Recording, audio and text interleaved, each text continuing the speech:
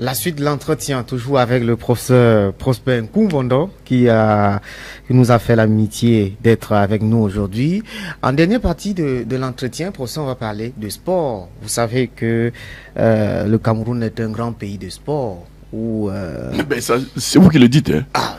Enfin, bon, vous avez au mot. C'est un grand pays de sport, vu les prouesses de nos athlètes à travers le monde, un peu partout. Permettez-moi d'en douter. Ah, d'accord. De toutes les façons, on va en parler pendant une quinzaine de minutes.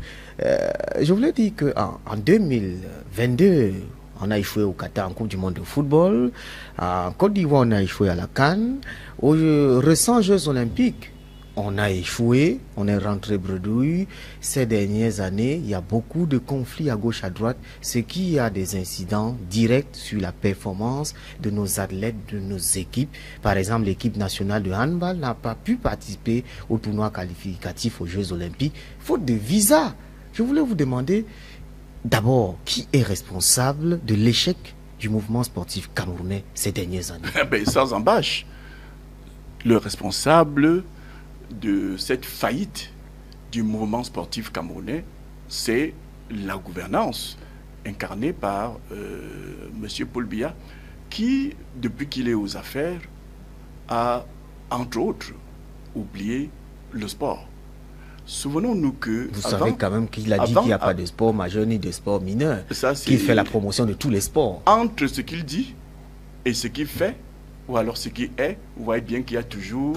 peut-être pas une année-lumière, mais il y a quand même un gouffre. Oui. Souvenons-nous que, avant que M. Biya n'arrive au pouvoir, en 82, tout Camerounais était capable de dire qu'il est le champion du Cameroun de boxe, dans toutes les catégories. On pouvait dire qu'il était le champion du Cameroun de 100 mètres, de 200 mètres. On se souvient des noms à l'époque. Bitanga, Gambi Cécile, lancer de javelot. On se souvient de Joseph Bessala en boxe, pour revenir en cette discipline. On avait, en 1979, 2 équipes du Cameroun, le Canon de Yaoundé, l'Union de Douala, la même année, avait remporté 2 coupes au niveau continental. Oui. Le Canon de Yaoundé faisait la fierté du Cameroun à travers le monde. Il y avait des sportifs connus. Mais depuis 1982, nous avons du mal. Je suis dans le football. Oui. Mais si aujourd'hui... Nous avons gagné beaucoup de Coupes d'Afrique, professeur. Oui, oui. Et puis, il faut savoir que la Coupe de 1984, c'est le fruit du travail d'avant l'arrivée de Paul Biya au pouvoir. Parce que c'est le travail qui a été abattu au niveau du football. Après l'échec... Le football local, surtout. Après l'échec de 1972 à la Coupe d'Afrique des Nations, à la maison, qu'on a pensé une politique de promotion des activités physiques et sportives, et nous parlons ici du football. Souvenons-nous que le président Aïdjo s'était tourné d'abord vers la formation. Vous vous souvenez, il y avait à l'époque des directeurs techniques en matière de football qui s'occupaient de la formation réelle des athlètes et des joueurs de football. On se souvient encore du célèbre Ridanovic qui a fait un travail qui a justement permis à la montée en puissance des clubs à l'époque amateurs du Cameroun qui sont au niveau. Mais aujourd'hui, je serais incapable, bien qu'étant dans le monde du football, de vous citer 5 noms de joueurs de notre championnat au niveau local. Je vous le dis. Mais pourtant, parfois même, j'ai du mal à citer 10 noms des joueurs de Gaoundéré Football Club parce qu'aujourd'hui, on a tout fait pour que les vedettes ne soient plus les joueurs. Qui l'a fait? Qui l'a fait? C'est Paul Biya. Mais c'est une question de gouvernance. Il y a des clubs. Je vais vous dire, il y a des fédérations. Il y a un comité national olympique. Ne cherchons avant d'arriver au ministère des Sports et à la présidence de la République. Il y a quand même toutes ces organisations-là autour. Le problème du football, comment on n'arrive n'arrive pas vous voulez que nous parlions à réorganiser notre football local? Du football. Pas seulement le football, mais parlons aussi du handball, parlons aussi du basketball, parlons au commencement de l'athlétisme. Parce qu'il faut bien comprendre que si le football est le sport roi, l'athlétisme est la discipline sportive. Mais avant d'être footballeur, on est d'abord athlète. C'est ça. Et c'est l'athlète qui va donc jouer. Parce que le football, c'est un jeu pratiqué par des athlètes. Vous voyez bien que quand on arrive sur le terrain de football, qu'est-ce qu'on fait? On court d'abord. On se prépare d'abord en tant qu'athlète avant de s'ouvrir au jeu. Mais quand je parle de gouvernance, c'est que pour résoudre les problèmes du football camerounais, du sport camerounais en général, il faut d'abord penser à la construction de notre pays, ou du moins à la reconstruction de notre pays. Voyons-nous, vous avez des villes où il n'y a pas d'espace de jeu, d'espace pour que les citoyens puissent se mouvoir en faisant le sport. Du coup, dans un environnement comme celui-là, il n'y a plus d'athlètes. Regardez, quand je parle de gouvernance de façon globale, regardons comment sont construites nos écoles, nos collèges, nos lycées, nos universités, s'il y en a. Peut-être que ça c'est un autre débat. Mais voyez-vous, un promoteur de collège trouve des bâtiments, des salles de classe, il met des bancs, et pour lui, ça suffit pour être l'école. On a besoin d'espace, parce que c'est à partir de la tendre d'enfance, c'est à partir de l'adolescence, c'est à partir de la jeunesse qu'on se prépare en matière de sport. Ne les jetez pas la pierre aux fédérations, aux simples clubs qui ne peuvent faire qu'avec ce que leur offre la gouvernance actuelle. C'est pour dire que vous ne pouvez pas parler de basket, de handball, de tennis, si dans nos quartiers il n'y a pas d'espace. Observez bien, partout il y a eu des espaces de jeu, des espaces de pratique de sport, on a eu des émergences comme des champignons, des grands champions. Vous vous souvenez que le Cameroun a connu son heure de gloire avec le volleyball, simplement à partir du camp Sik Messa, où il y avait un espace permettant aux jeunes de ce quartier-là de pratiquer du volleyball. Souvenons-nous qu'à la briqueterie, on a vu les champions à la dimension mondiale sortir de l'écurie de Matam David, je crois, parce qu'il y avait simplement un petit espace. Donc il y a d'abord l'infrastructure qu'il faut mettre en place pour pouvoir développer l'activité sportive. Voilà le premier point, le point de départ pour qu'on puisse parler de solutions à trouver pour le mouvement sportif camerounais. Maintenant, il y a la dimension superstructurelle. Vous voyez que tout revient à la structuration. Il y a l'infrastructure, c'est-à-dire les installations, le terrain, les équipements, mais il y a aussi la superstructure qui conduit à la gouvernance sportive.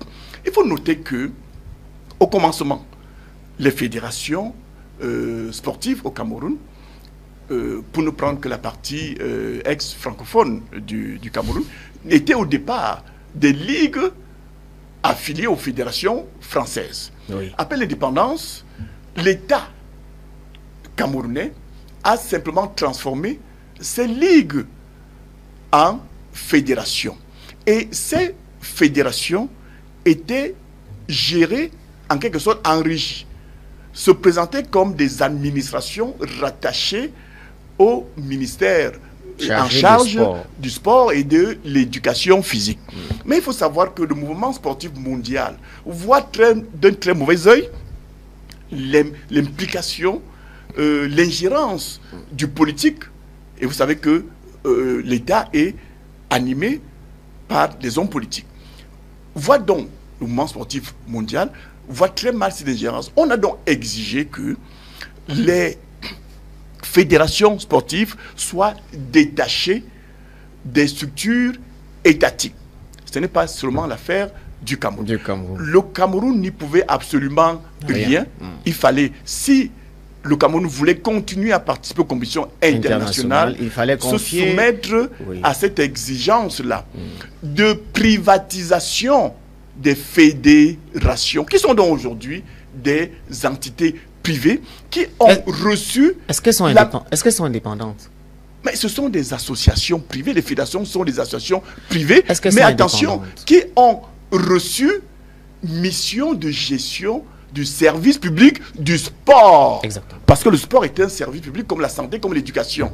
Vous avez des doutes sur le fait que l'État a aussi concédé à des particuliers la gestion de la santé à travers des cliniques privées, que l'État a cédé à certains particuliers la gestion de son éducation nationale, à travers des universités privées, à travers des écoles privées, à travers des collèges privés. C'est la même chose avec le sport. Les fédérations se sont constituées en associations privées qui ont reçu mission de gestion du service public de sport.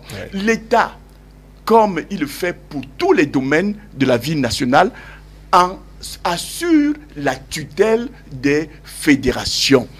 C'est-à-dire que la gestion des affaires de ces disciplines-là relève des fédérations, alors que le ministère en charge du sport, représentant de l'État dans ce domaine, n'en assure que la tutelle. Jusqu'où va la tutelle? La tutelle, c'est s'assurer que les fédérations à qui on a concédé, délégué le pouvoir de gérer, sont respectueux des normes, sont respectueux de la politique globale mise en place par ceux qui sont justement au pouvoir.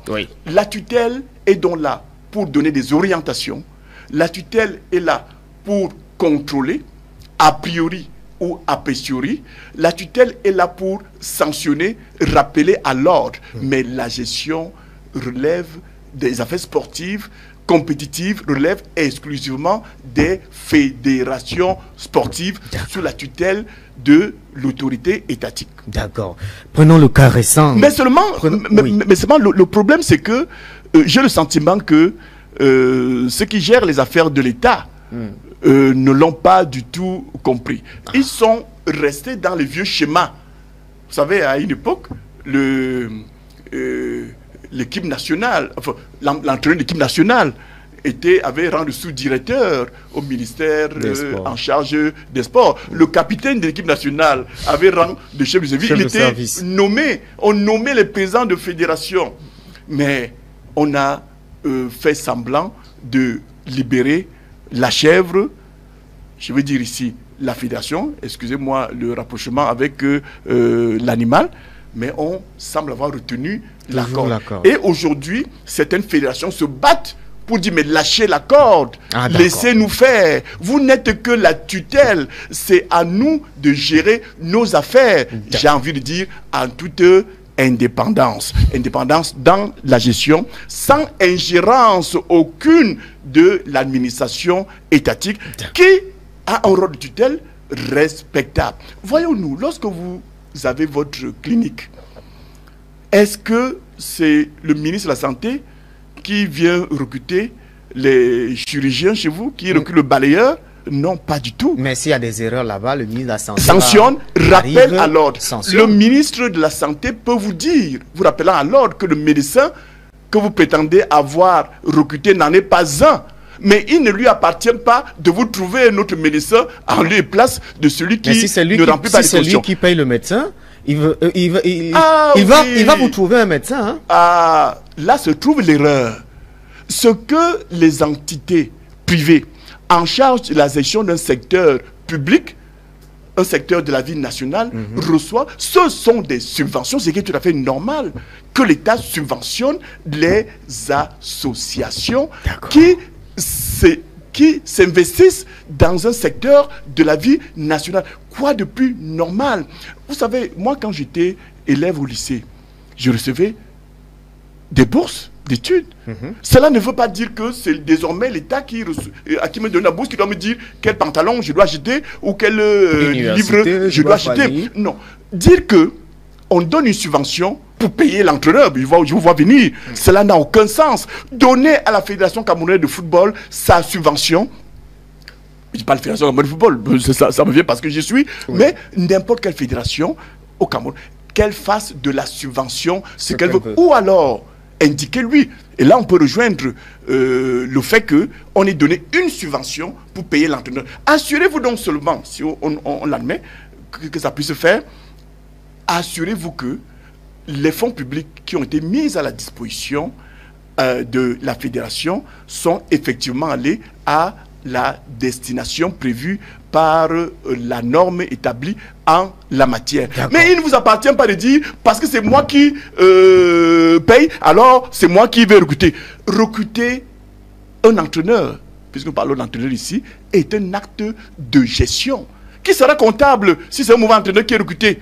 C'est bien la fédération qui doit gérer ses propres affaires sans émission aucune de l'autorité de tutelle. Ce n'est pas parce qu'on paye avec les fonds publics qu'on en devient gestionnaire, non. Les subventions existent, ça existe dans tous les pays du monde, des associations, même les partis politiques, voyons-nous, nous en parlons tout à l'heure. Le Parti Univers reçoit des fonds publics en termes de subventions, mais ce n'est pas parce que le ministère des Finances donne des subventions au Parti Univers qui viendra choisir les candidats du Parti Univers pour les élections présidentielles ou pour les élections municipales et législatives. Non, arrêtez ça. Mais j'ai l'impression que ceux qui nous gouvernent sont...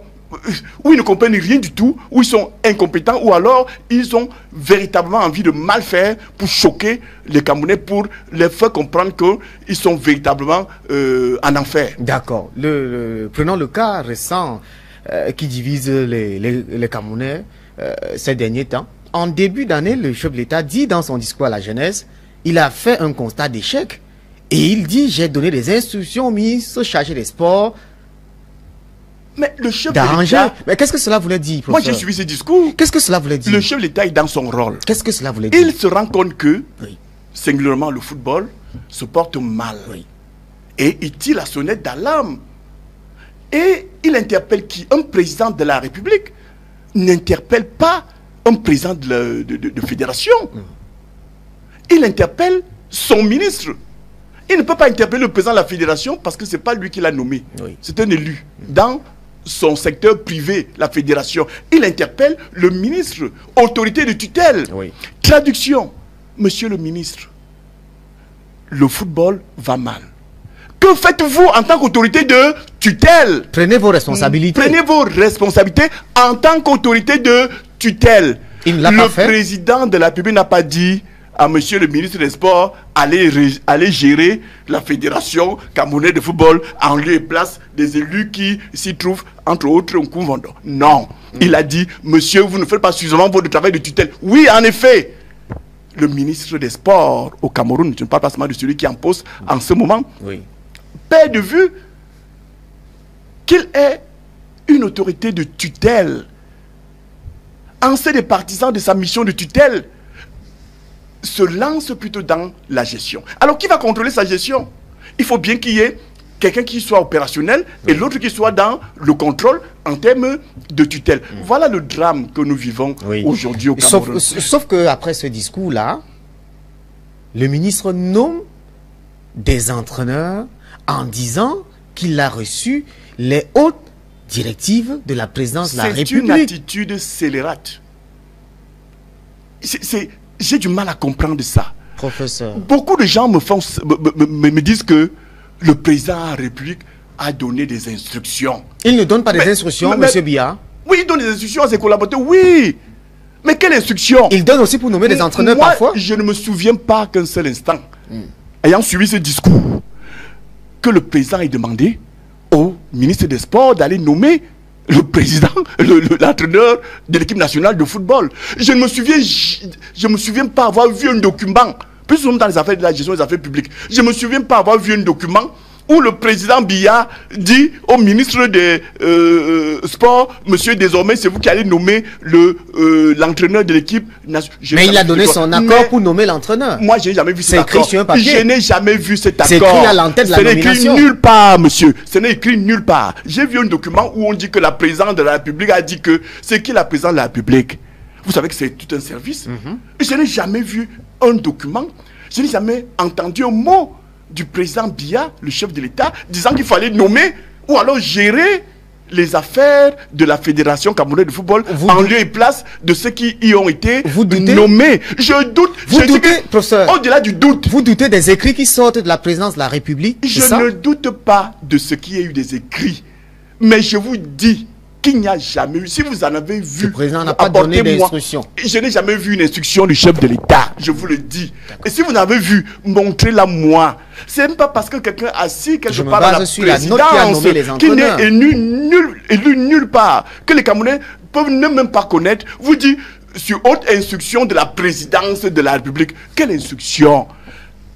D'ailleurs même, moi je connais un seul écrit du président de la République dans le domaine pour lequel nous débattons.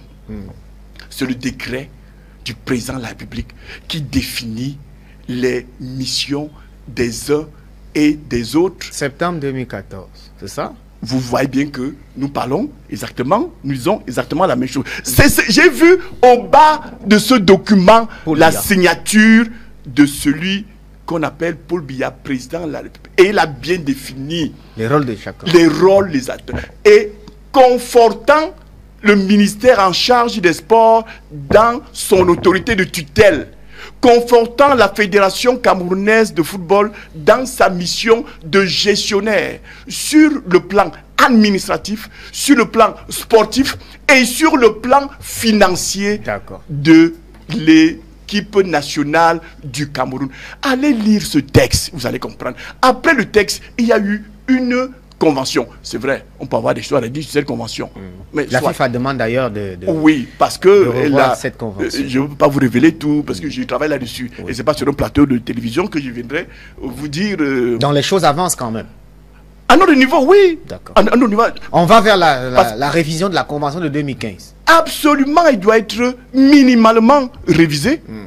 Et peut-être même dénoncé, parce que la dénonciation de cette convention est prévue par la convention elle-même, est prévue par le décret qui prévoit la possibilité soit des textes d'application, soit alors, comme ça a été le cas, des conventions qui permettent d'aller dans les détails de ce que la convention a prévu de façon globale.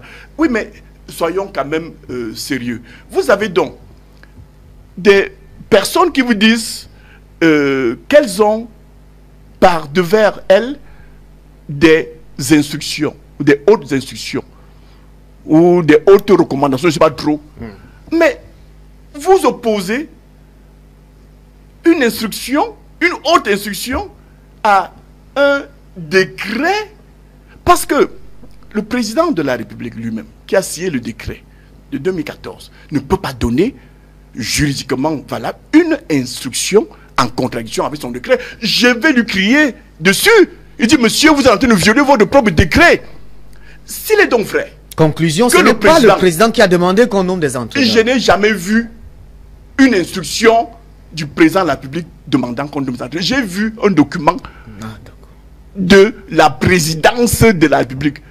Si vous estimez que président de la République, chef de l'État, c'est l'équivalent de présidence de la République, cela veut dire que même le jardinier qui travaille à la présidence peut aussi vous sortir un texte en disant « Je suis jardinier à la présidence, alors le texte que je vous donne là vient de la présidence de la République. » Parce que le jardinier de la présidence vient aussi de la présidence de la République. Alors, je continue de dire que dans la hiérarchie des normes, vous avez la Constitution, les ordonnances, vous avez les lois, non, bon, vous parlez simplement, vous avez la Constitution, vous avez les lois, vous avez les décrets, vous avez toute une suite de textes normatifs. Et où est-ce que vous placez ce que vous appelez les hautes instructions? Je crois, si on les admet, c'est véritablement au bas de l'échelle normative au Cameroun, comme c'est le cas à travers le monde. Une instruction ne peut pas venir contredire même la moindre circulaire signée d'une autorité publique. Il faut donc qu'on le sache. Moi, pour ne pas me demander de faire des choses, moi qui ne suis pas collaborateur du chef de l'État, de faire des choses selon ses hautes instructions, je vous dirais que je suis respectueux des textes formels pris par le chef de l'État, notamment les décrets et même les arrêtés, parce qu'elle demande aussi prendre des décrets, je m'y soumets. D'accord. Sortons par là, hein. Racontez-nous un peu votre épopée lors du dernier rassemblement des Lions Indomptables, Cameroun-Zimbabwe, Cameroun-Namibie. C'est vous qui représentiez le président de la FECAFOOT. Comment vous avez vécu ces moments entre les polémiques sur les stades, la réunion d'urgence à la primature et pourquoi vous parlez en termes d'épopée et l'implication des U20 oui, vraiment, dans la préparation de ces rencontres? Comment vous avez vécu ces moments? Je suis gêné de parler de cette affaire qui... je ne suis pas le seul à le penser. Ça fait honte au Cameroun. Honte au Cameroun qu'on en soit là. Avec des fonctionnaires étatiques qui ignorent tout de la gestion technique de match de football. Lors de la réunion technique, j'ai entendu quelqu'un me dire, lorsque je leur rappelais que laisser la fédération camerounaise de football faire son travail, oui, elle a l'expertise nécessaire à cet effet. J'ai entendu quelqu'un dans la salle me dire, ici, au ministère des Sports, nous sommes tous des professeurs d'éducation physique et sportive. Mais mon Dieu, j'ai honte d'avoir, comme fonctionnaire du ministère des Sports, des professeurs d'éducation physique et sportive qui ne savent pas que, au niveau international, on ne traite qu'avec les fédérations et non avec les autorités politiques, les autorités gouvernementales. Lorsque, au ministère des Sports, on fait savoir à un entraîneur qu'il est désormais au-dessus du président de la fédération qui est son employeur, permettez-moi de douter véritablement des compétences techniques de ceux qui sont fonctionnaires au niveau du ministère en charge des sports. Lorsque on ignore que pour une réunion technique, ce sont les officiels et non l'entraîneur qui se présentent pour la réunion technique. Lorsqu'on ignore qu'un entraîneur n'a pas à gérer et les vestiaires et les gazons dans les stades et les tickets d'entrée au stade, permettez-moi de continuer à exprimer mon doute s'agissant de la compétence. Est-ce que vous savez, et je vais le dire, lorsque nous discutons avec le secrétaire général adjoint de la fédération ougandaise de football à Kampala, il m'a posé une question qui m'a fait froid au dos. Il m'a dit, Monsieur Nkuvondo, votre ministre des Sports, il a quel niveau d'instruction? Et qu'est-ce que vous avez répondu? J'ai eu froid au dos, je lui ai dit, bon frère, je n'ai pas venu dire que c'est un professeur agrégé de droit. Je me suis content de dire non, vous savez, les hommes politiques, ils ont leur façon de fonctionner. Pour couvrir les indélicatesses du ministre en charge des Sports, qui a du mal à comprendre que au niveau international, il est interdit à un commissaire de match d'entrer en contact, même téléphonique, avec un ministre des Sports ou avec une administration étatique.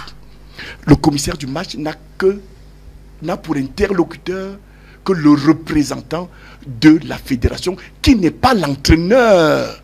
L'entraîneur n'est qu'un employé. Il n'a aucune autorité pour s'adresser au commissaire de match. D'ailleurs, dans les couloirs du match Cameroun-Zimbabwe, on a vu l'entraîneur sélectionneur du Cameroun, M. Max Brie, moi je préfère appeler l'inspecteur de police Max Brie, qui va voir le commissaire du match dans son bureau et lui dit qu'il ne veut pas que les Tungi Pile et consorts soient assis au banc de touche.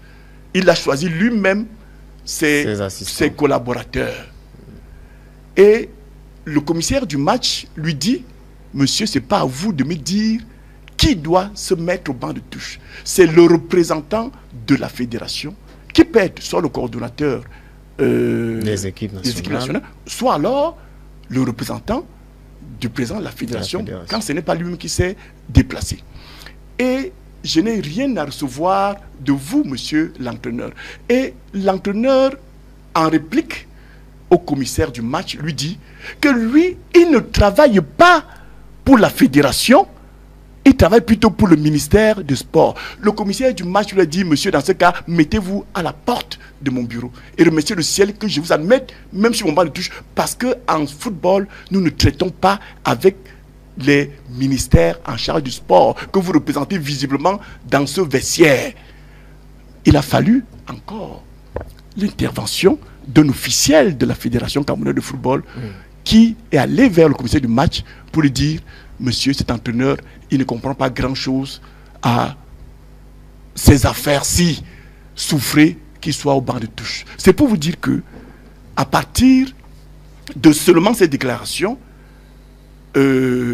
Marc Brice aurait reçu un carton rouge de la part du commissaire du match. Il n'aurait pas dû participer au match. Il n'aurait pas dû participer au match à cause de cette doctrine qu'on lui met dans la tête au ministère des Sports, en lui faisant croire que ce n'est que lui qui peut parler au nom de l'équipe nationale de football, qui peut parler au nom de la Fédération camerounaise de football, alors que dans l'orthodoxie des choses, il n'est qu'un employé de la fédération, soumis normalement, logiquement, à l'autorité hiérarchique de la Fédération camerounaise de football. Ce n'est pas parce que, comme vous le dites, le ministre, l'État du Cameroun paye à travers les mécanismes que nous connaissons, paye l'entraîneur, met à la disposition, on dit mise à la disposition pour emploi. Vous le recrutez si vous voulez. Comme on peut mettre à la disposition d'une fédération un fonctionnaire du ministère des Sports. Ça s'est vu plusieurs fois. Mais on le met à la disposition. Mais pour qu'il soit mis à la disposition d'une fédération que je dirige, il faut mon accord. Parce que je peux dire, de ce monsieur, je n'en ai pas besoin, je n'en veux pas. Et ça s'arrête là. Du moins, il en serait ici si le Cameroun était encore un pays normal. Est-ce que l'intervention du Premier ministre aura servi à quelque chose? Je ne sais pas. Qu'est-ce qu'il a fait? Mais pour moi, rien du tout. Il demandait aux joueurs d'aller... Je l'ai vu en réunion avec des lions. Oui, mais il demandait... On nous a fait comprendre qu'il les a Il a demandé aux joueurs d'aller où le match est prévu.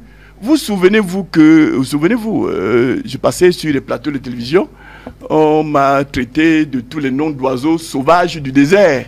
Lorsque j'avais dit, par 2 fois de suite, que le match Cameroun-Namibie se jouera à Garoua ou ne se jouera pas. C'est une vérité. Parce que, après qu'on ait retenu le stade Japoma de Douala, le ministère des Sports a émis des réserves prétendant que la pluviométrie dans cet espace géographique du Cameroun était tellement élevée au point où les stades construits par Paul Biya devaient être inondés, pour dire aussi que ce sont des stades qui ne sont opérationnels qu'en saison sèche. Nous avons choisi, en collaboration avec la CAF et la Fédération namibienne, dans une séance, dans une réunion tenue en visioconférence. Vous savez pourquoi? Parce que au cours de la réunion à laquelle j'ai pris part en tant que représentant de la Fédération camerounaise de football, on a fait venir les journalistes. Et la réunion se tenait en mondovision. C'est la CAF qui suit les débats en réunion, qui interpelle le secrétaire général de la Fédération camerounaise. Nous sommes en train de préparer le voyage pour Douala, mais il me semble que Douala n'est pas praticable. Illico presto, trouvez-nous rapidement un autre stade, parce que nous savons que le Cameroun a au moins 4 stades homologués par la Confédération africaine de football. Oui. Et en accord aussi avec la Fédération namibienne de football, ça se passe rapidement avec les moyens modernes de communication. Nous arrêtons de commun accord, dans cet accord tripartite, que le match ne pouvant plus se jouer à Japoma, il va désormais se jouer à Garoua. Lorsque je l'annonce en pleine réunion, c'est que c'est déjà arrêté. Et il y a quelqu'un qui ne comprend sûrement rien aux nouvelles technologies de communication aujourd'hui, qui est d'une époque aujourd'hui révolue, qui ne comprend rien aux choses du monde moderne, qui se lève pour dire que ce n'est pas possible qu'il y ait une réunion en visioconférence. Mais je dis, mais monsieur, il sort d'où? A-t-il encore une place dans le milieu du sport où les choses vont très vite? C'était toujours un professeur de PS. Vous voulez me tirer les verres du nez, vous savez bien de qui je parle. C'est pour ça que j'ai compris que j'étais vraiment dans un cercle de vaudou. Et je me suis retiré. Et je m'en suis allé. Je dis, ma place n'est pas dans un cercle de l'irrationnel.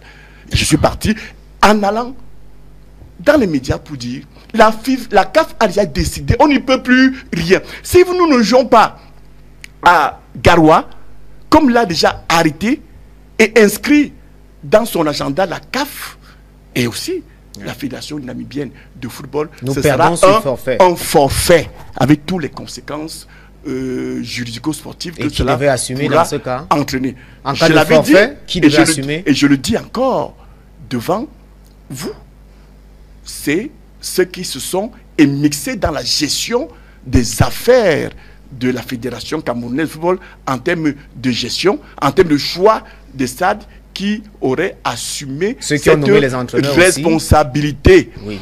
Mais ils sont déjà responsables de tous les égarements qui font honte au Cameroun de la part de cet entraîneur qui nous humilie à travers le monde en allant voir le commissaire de match pour lui dire que je ne veux pas que tel soit, en allant plus encore dire à un commissaire de match de la CAF que lui travaille pour le compte du ministère des Sports. D'accord.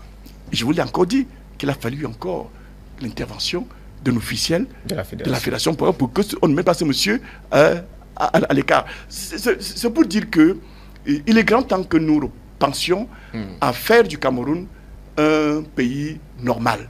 D'accord. Parce que il y a quelqu'un qui, paie à son âme, aimait à le dire. On a normalisé les cas. Normalisé les cas. Et on a écarté la norme. On a écarté la norme. On a d'abord écarté la norme. Et on a normalisé les cas. Normalisé le cas. Oui. Il faut qu'on revienne à des choses plus bonnes, hein, pour dire les choses simplement. Professeur Kouvondo, merci d'être venu. Ben, c'est vous